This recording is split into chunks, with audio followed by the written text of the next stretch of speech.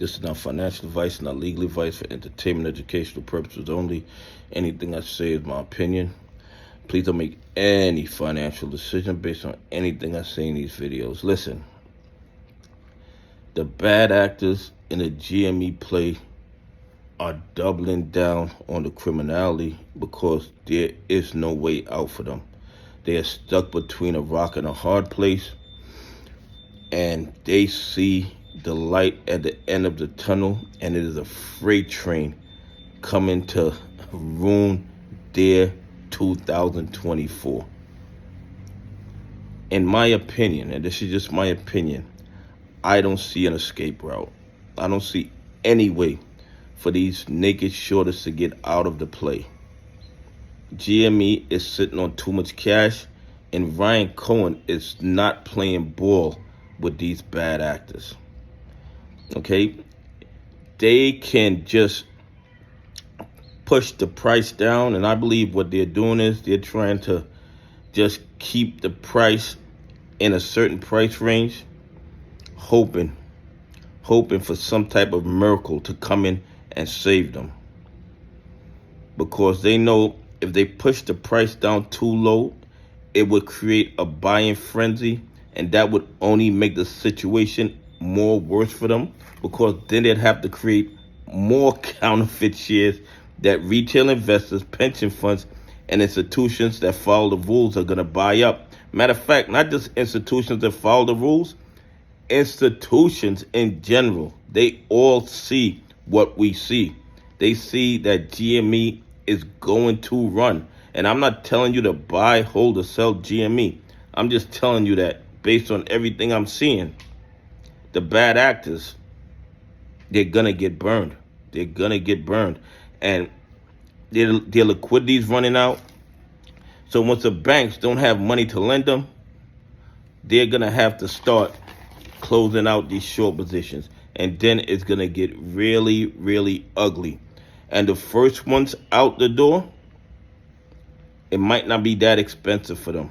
But the last ones to get to the exit are going to pay a pretty penny to escape. A pretty penny, in my opinion. And once again, I'm not telling you to buy, hold, or sell GME. Anyway, here are the numbers.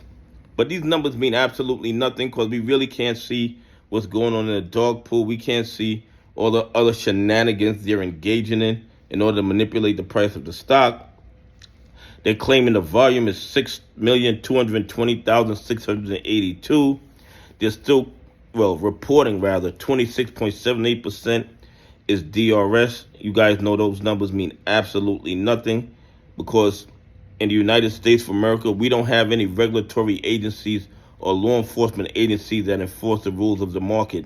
So these bad actors can put out any data they want with no real repercussions. At the time of this recording, they're not reporting the call options on chart exchange. But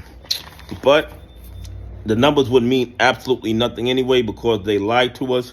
The call data that they put out is inaccurate. It is totally inaccurate. There's nothing nobody could tell me about that. It is totally inaccurate. They're claiming 30.2% of the volume was shorted shares. So that's about 1,900,000 of the volume was shorted shares.